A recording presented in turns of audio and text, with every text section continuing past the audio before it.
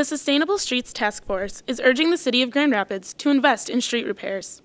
Well, the task force was appointed by the City Commission to look at the condition of our streets.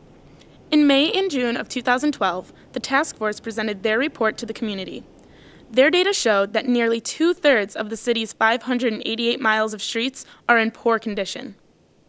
Our streets 10 years ago were in 69% good condition, and today they're at 60% bad condition or poor condition, and they're getting worse by the day. So we have a real serious, almost a crisis in terms of our streets. Currently, the funding for street repairs comes from state investment, but more is needed from local investments as well.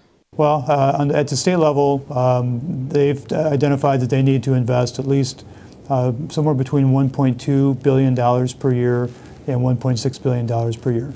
And the options they're looking at are an increase of the gas tax, a wholesale fuel tax, increased registration fees, or some have even talked about an increase in the sales tax. In order for us to make progress, we need additional state investment, but it's also a local responsibility. If we want roads that are good for our neighborhoods, good for our business districts, and good for just the city in general, we need to invest locally too.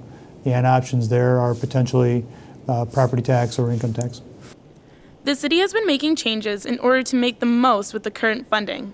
We've reduced our staff, we've reduced the number of trucks we have, we've changed how we do salt spreading to try to be more cost effective and efficient. We have changed our maintenance protocols, and everybody should know that we've reduced total compensation of all of our city staff by 12.5% over the last 2 contracts. So we've done everything we can to squeeze as much money as we can out of the money we're currently getting and to do as much with it as we can.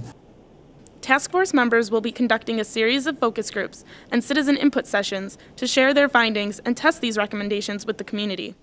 Then, a series of final recommendations will be developed in the spring.